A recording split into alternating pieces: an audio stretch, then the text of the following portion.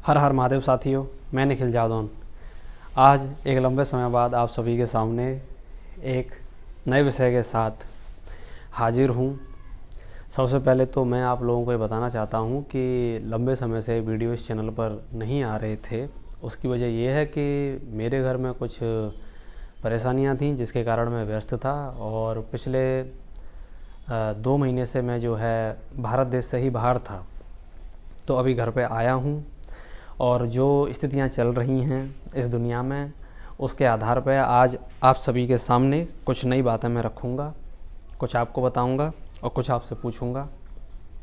ठीक है, तो टाइटल आपने देख लिया है कि भैया नई विश्व व्यवस्था है वो आ रही है धीरे धीरे, मतलब अपना जो शिकंजा है वो हमारे भारत देश के ऊपर कसती जा रही है। तो ऐसे में अब इस भारत देश के लोगों को अब क्या करना है। तो सबसे पहले तो मैं आप लोगों से एक सवाल पूछना चाहता हूँ जिसका जवाब आप सभी लोग यदि सक्षम हैं तो कमेंट में ज़रूर दें कि क्या आप लोग इस व्यवस्था में डेमोक्रेसी अर्थात लोकतंत्र में रहना चाहते हैं या नहीं। यह आप लोगों के लिए सवाल है, उत्तर ज़रूर दीजिएगा। और अब हम आगे की बात करते हैं। तो अब सबसे पहले तो वो लोग जो इस व्यवस्था में रहना चाहते हैं, इसका मतलब है कि वो मीडियोकर लोग हैं, गुलाम लोग हैं मानसिक रूप से, तो वो लोग कहीं ना कहीं वो जो है चरणामृत ले चुके होंगे। ठीक है, तो उनका तो कल्याण निश्चित है, वो तो वैकुंठ जाएंगे ही जाएंगे। तो वो तो इस व्यवस्था के समर्थक हो गए। अब जो लोग इस व्यवस्था के समर्थक नहीं हैं वो लोग अब क्या करें, क्योंकि जो सरकार है वो नए नए मतलब कानून बनाती जा रही है, नई नई तरह की बाधाएं हम लोगों के लिए उत्पन्न करती जा रही है कि आपको ये करना है, मुखौटा लगाना है और चरणामृत मतलब ठुकवाते रहना है।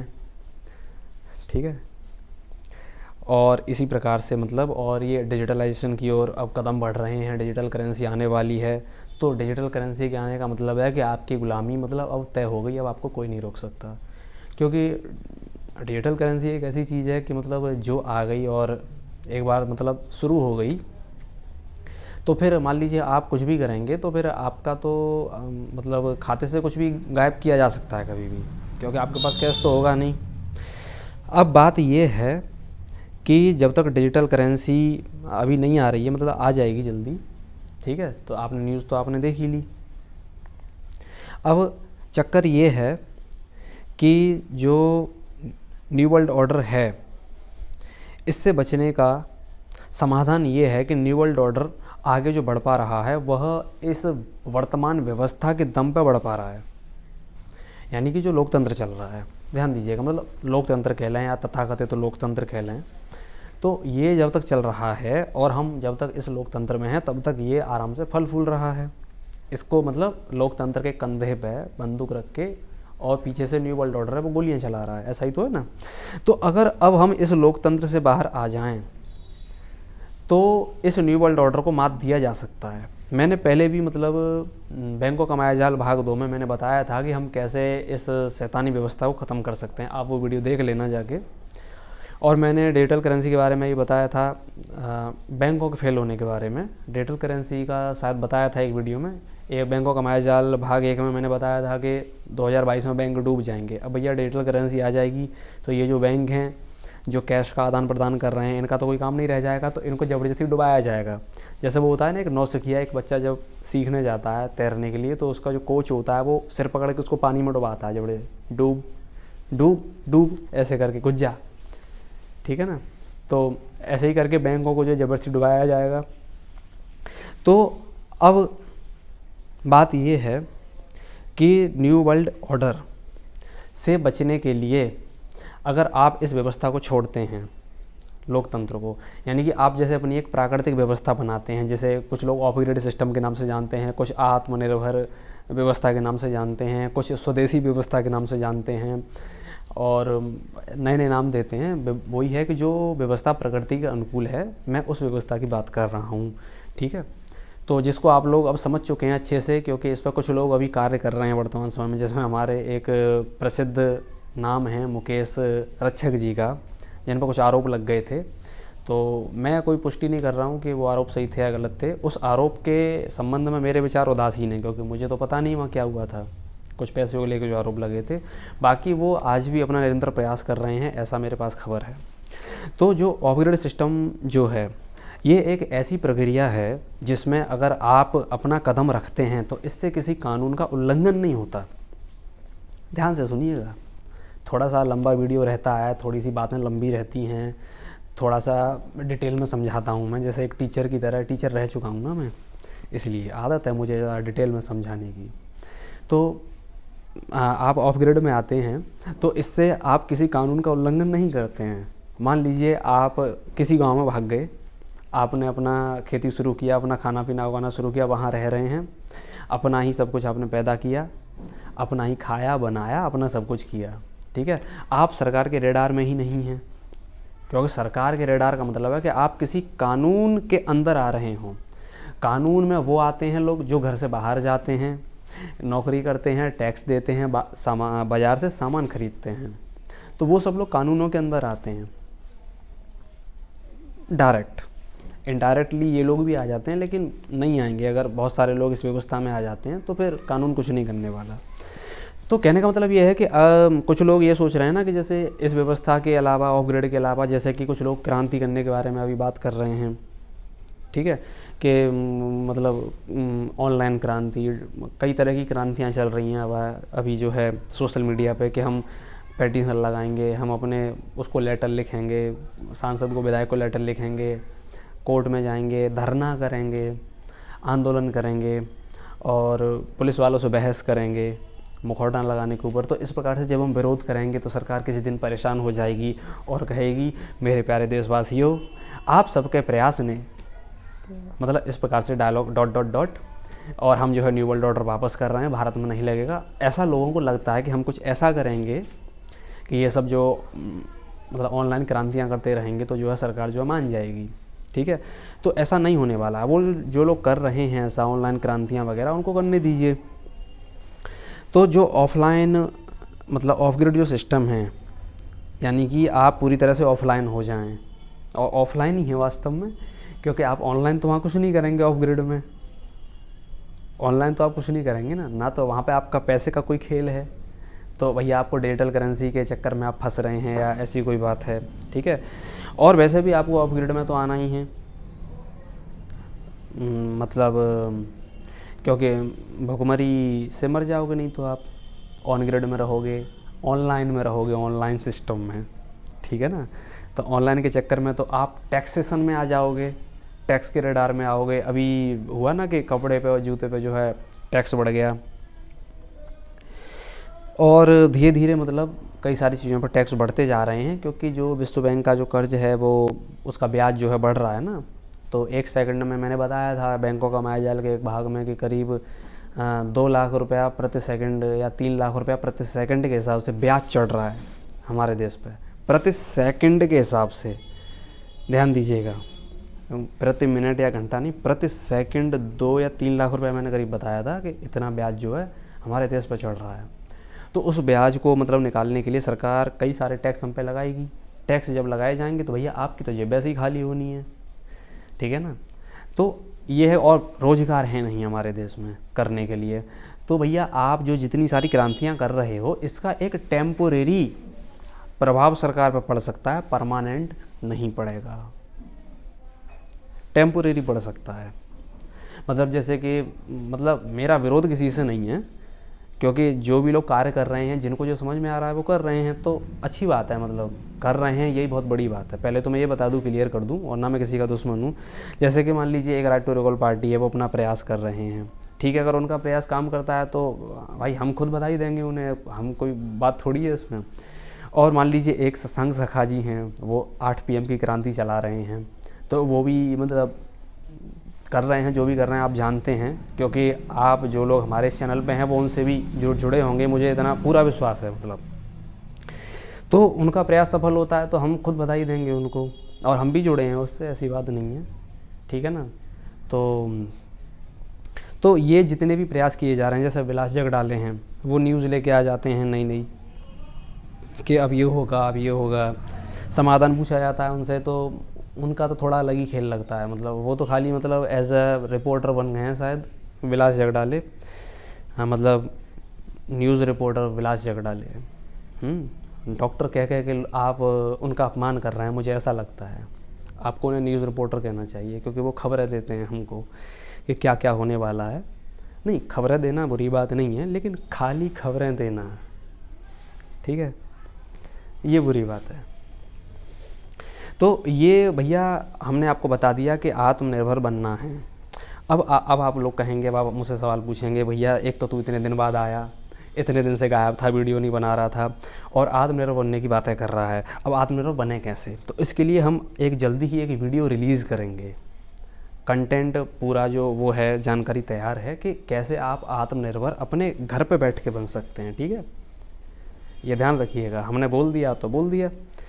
और यकीन मानिए कि जब आप उस वीडियो को देखेंगे तो आपको समझ में आएगा कि हाँ यार, आत्मनिर्भर बनना बहुत बड़ी तोप नहीं है। हाँ, आप देख लीजिएगा जब वो वीडियो आएगा हमारा जल्दी ही, क्योंकि अब वीडियो आने का सिलसिला जारी रहेगा, ठीक है। ये तो किसी कारणवश इतना लंबा गैप हो गया। तो आत्मनिर्भर बनाने वाला जो हमारा वीडियो आएगा, उसको जब आप देखेंगे तो आपको ये पता चलेगा कि हाँ, आत्मनिर्भर बनना कोई बहुत बड़ी तोप नहीं है, ठीक है।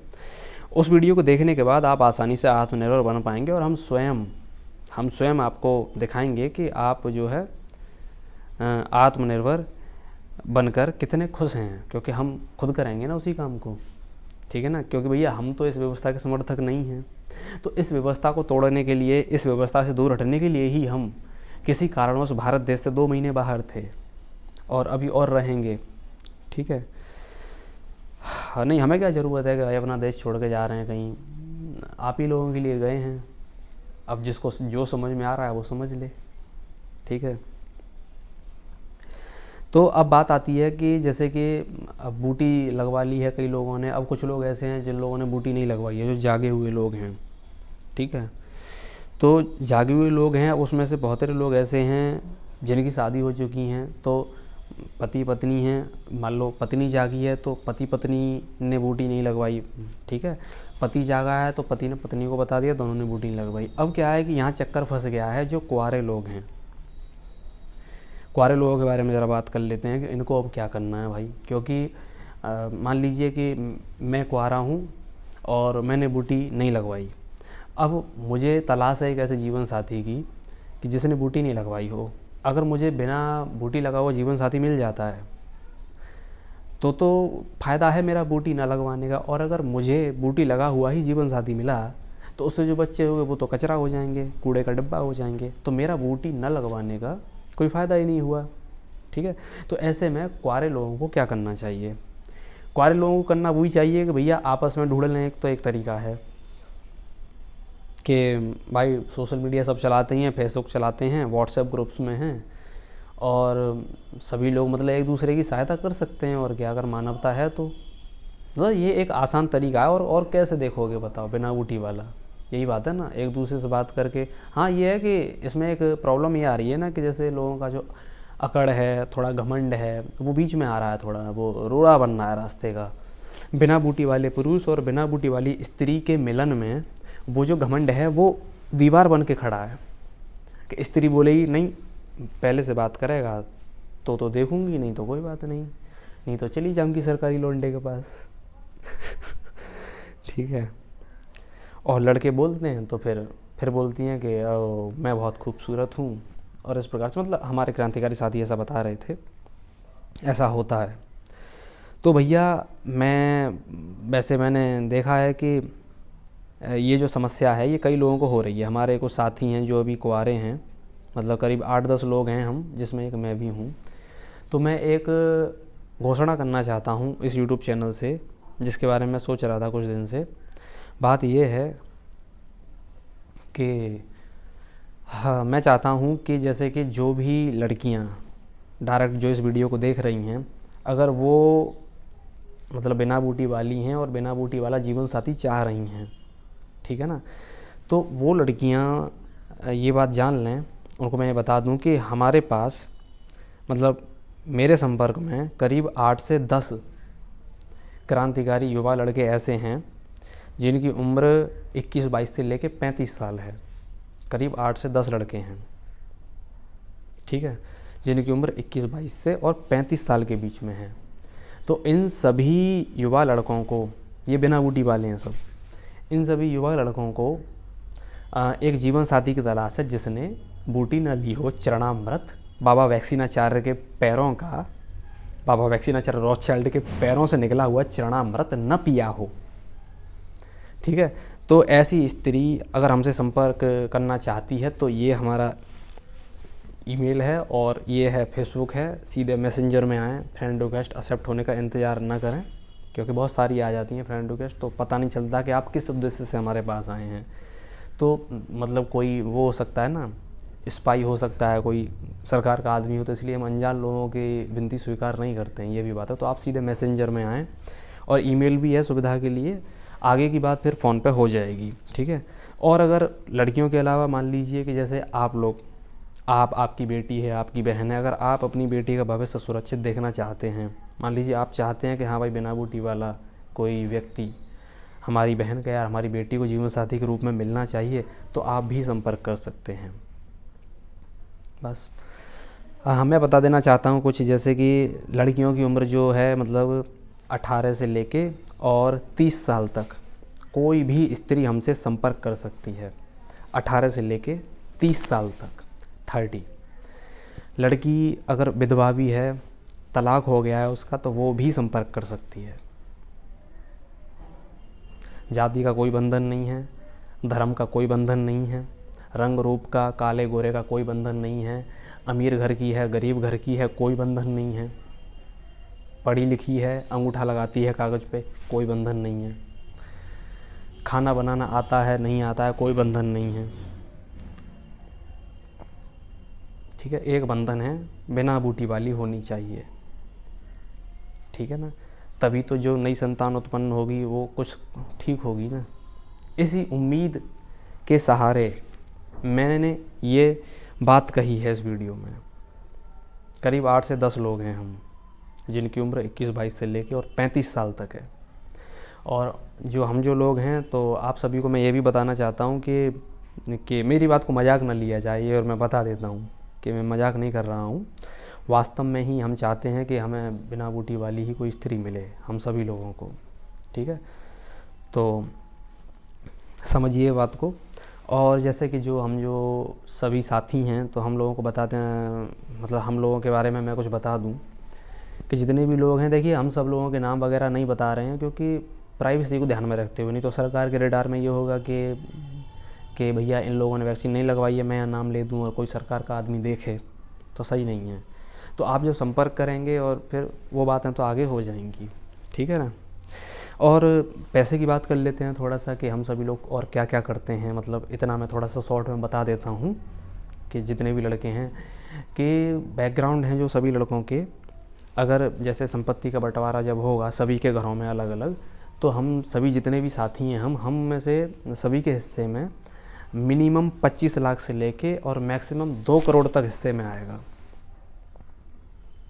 मतलब ये अलग अलग वो है ना, मतलब पैसे की बात है, ये नहीं है कि मैं मतलब पैसे दिखाने के लिए कर रहा हूँ, लेकिन ये होता है ना कि भाई हम किसी को अपनी बहन या बेटी दे रहे हैं तो उसके पास भी तो कुछ होना चाहिए ना। तो वो मैं ये थोड़ा सा बता रहा हूँ कि पैसे का भी ऐसा कोई प्रॉब्लम नहीं है हम लोगों के घर में, ये बात है।